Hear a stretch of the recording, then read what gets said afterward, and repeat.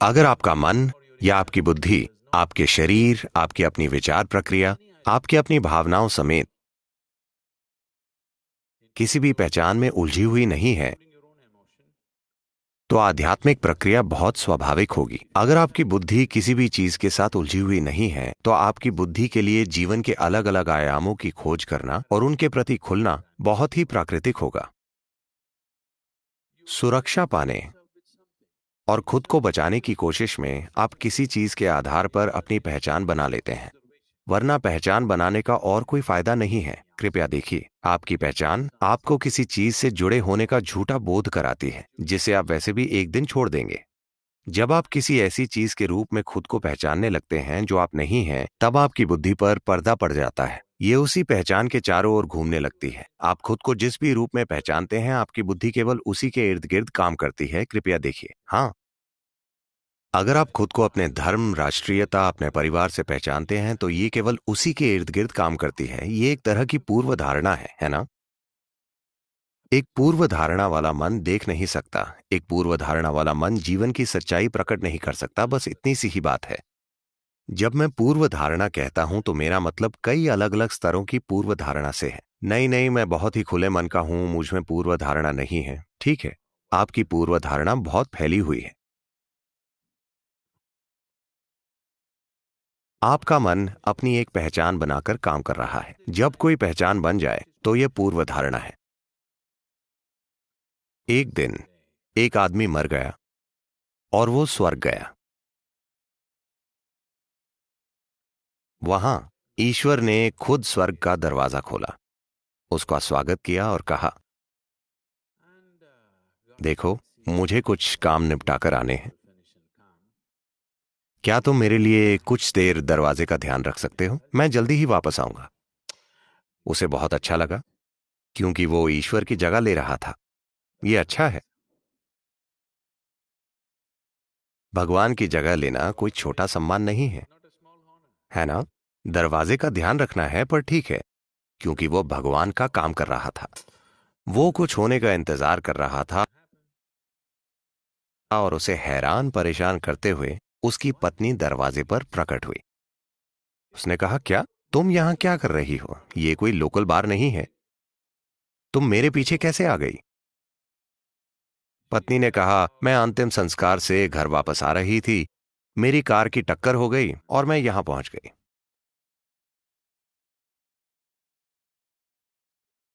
जब वो दाखिल हुआ था, तो ईश्वर ने उसके सामने एक परीक्षा रखी थी। जब वो दरवाजे पर आया था, तब ईश्वर ने उससे पूछा था, देखो मेरे बेटे, तुम यहां आए अच्छी बात है, पर अगर तुम स्वर्ग में प्रवेश चाहते हो, तो तुम्हें एक शब्द बोलना होगा। तो उसने सोचा, हे भगवान, क्या ये बूढ़ा आदमी स्कूल टीचर है? ये स्पेलिंग के लिए कह रहा है। क्या यहां भी कम वक्त स्पेलिंग टेस्ट होते हैं? ईश्वर ने कहा, चिंता मत करो, ये एक सरल शब्द है। क्या शब्द है प्रभु? ईश्वर ने कहा, तुम्हें लव शब्द की स्पेलिंग बतानी है। फिर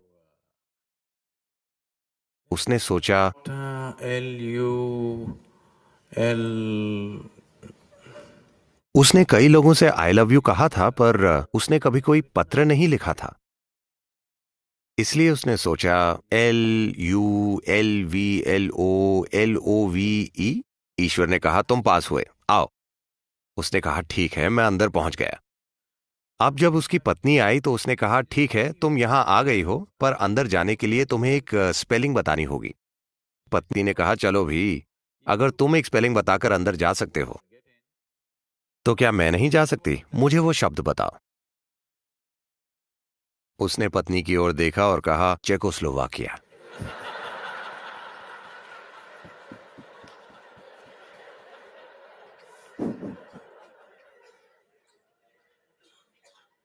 मन पूर्व धारणाओं से भरा हुआ है। ये इससे तय होता है कि आप खुद को किस रूप में पहचानते हैं। आप जिस भी रूप में खुद को पहचानते हैं, आपका मन उसी के चारों ओर घूमता है। इस समय आप खुद को ऐसी कई चीजों के रूप में पहचानते हैं जो आप नहीं हैं। मिसाल के लिए, मैं अभी बोल रहा हूं, और बोलते हुए अचानक अगर मैं ये ग्लास उठाकर कहूं ये मेरा ग्लास है, तो आप सोचेंगे लगता है सद्गुरु को कोई परेशानी है। लेकिन ठीक है, सभी कहते हैं सद्गुरु बुद्धिमान हैं, चलो सुनते हैं। थोड़ी देर बाद मैं कहूं ये मैं हूं, तो आप कहेंगे चलो अब बहुत हो गया।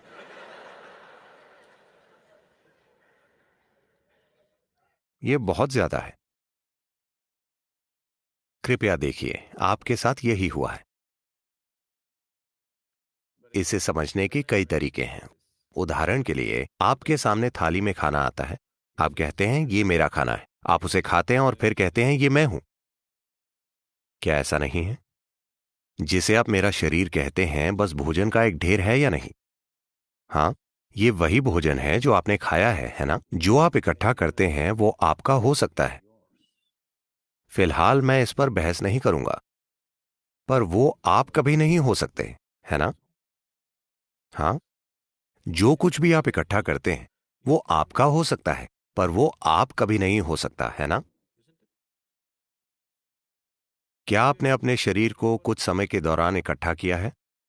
हाँ या ना? हाँ या ना? क्या आपने मन को समय के साथ इकट्ठा किया है? हाँ। पर अभी आप दोनों चीजों को मैं कह रहे हैं, है ना? और ये यही नहीं रुकता, ये कई चीजों में फैल जाता है।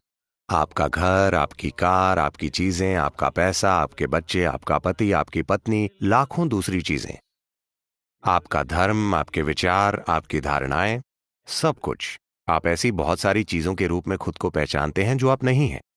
जब आप इस तरह के हो जाते हैं तो आपकी बुद्धि पर पर्दा पड़ जाता है। ये एक कमजोर बुद्धि है, उसने अपनी पैठ खो दी है। It simply repeats old nonsense. ये केवल पुरानी बकवास को दोहराती रहती है। आपने तेनाली रामकृष्ण के बारे में सुना है? तेनालीराम एक विदूषक थे। कृष्ण देवराय के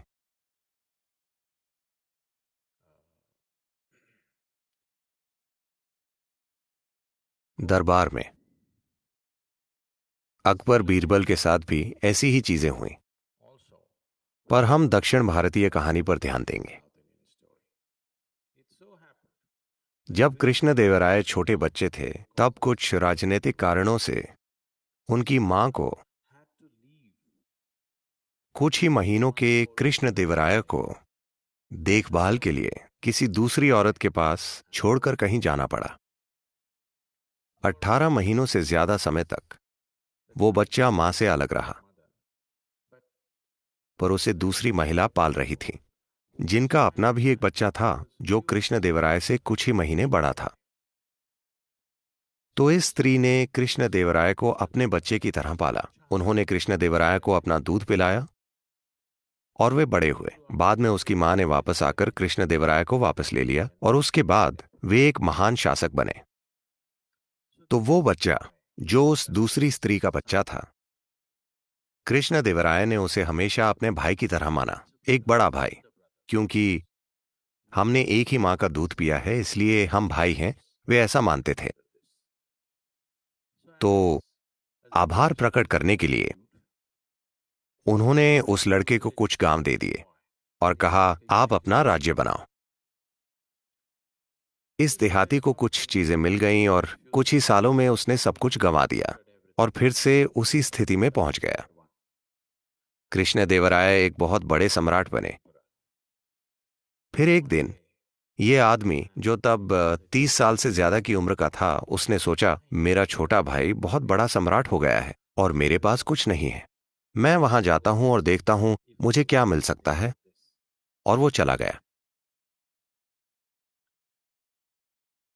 कृष्ण देवराय ने उसका वैसा ही स्वागत किया जिस तरह कोई बड़े भाई का स्वागत करता है। उन्होंने उसे सभी तरह के सम्मान दिए, सारी आवभगत की और दरबार में एक स्थान दिया। वो ये सब देखता रहा। कृष्ण देवराय के दरबार में बहुत शानदार प्रतिभाओं का जमावड़ा था। उसने ये सब देखा। हर तरह की बहस हो रही थी, संगीत कार्यक्रम हो रहे थे हर रोज। वो अचंभित हुआ और सबसे बढ़कर तेनालीराम एक बहुत ही बुद्धिमान सहायक था। फिर उसने कृष्णदेवराय से अपना दुखड़ा रोया। तुम इतने सफल हो, तुम बहुत बड़े राजा हो गए हो, क्योंकि तुम्हारे पास इतने बुद्धिमान लोग हैं। काश मेरे पास भी ऐसे ही लोग होते, तो मैं भी बहुत बड़ा राजा होता। खास तौर से ये तेनालीराम, अगर मेरे पास ऐसा कोई होता तो मैं भी एक बहुत महान शासक होता। तो कृष्णदेवराय को यह सुनकर बुरा लगा और उन्होंने पूछा, मैं आपके लिए क्या कर सकता हूं मेरे भाई? उसने कहा, अगर तुम इस तेनालीराम को मुझे दे दो तो मैं जाकर अपना महान साम्राज्य बनाऊंगा। तो कृष्णदेवराय ने तुरंत तेनालीराम को बुलाया और आदेश दिया, आपको मेरे भाई के साथ जाना होगा, उन्हें आपकी जरूरत है।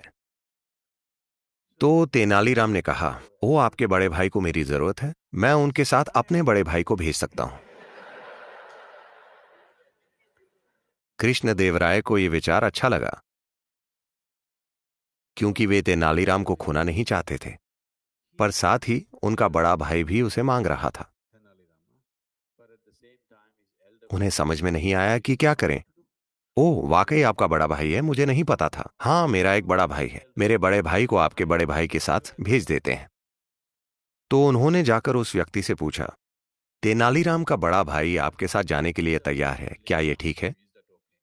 तो उस मूर्ख ने सोचा, अगर तेनालीराम इतना बुद्धिमान है तो उसका बड़ा भाई। उसने कहा, ठीक है। अगले दिन उसे जाना था और एक बड़ी विदाई आयोजित की गई। फिर दरबार की भरी सभा में सभी इकट्ठा हुए और तेनालीराम एक बैल के साथ दाखिल हुए। वे दरबार में आए। कृष्णदेवराय ने यह सब देखकर पूछा, ये क्या है, तुम इस बैल को सभा में क्यों लाए हो? नहीं राजन, ये मेरा बड़ा भाई है। उन्होंने कहा, क्या बकवास है, तुम क्या कहने की कोशिश कर रहे हो? नहीं, हम दोनों ने एक ही मां का दूध पिया है।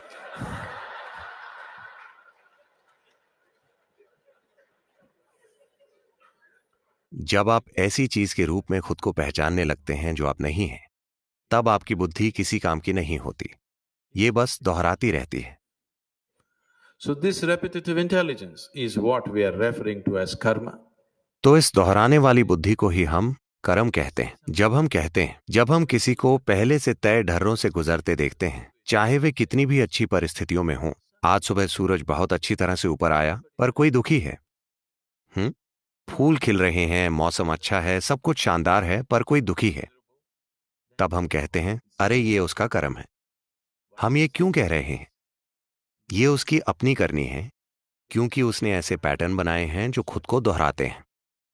वो सूर्योदय का आनंद लेने में सक्षम नहीं है, वो सुंदर मंद हवा का आनंद लेने में सक्षम नहीं है, वो फूलों की सुगंध लेने में सक्षम नहीं है। उसके कर्म चल रहे हैं। उसके सिर में जो चल रहा है वो उस पर राज कर रहा है। ये कर्म है। कर्म का अर्थ है करनी, आपकी करनी, या दूसरे शब्दों में जीवन का आपका अनुभव 100% आपकी करनी है। ये किसी दूसरे की करनी नहीं है।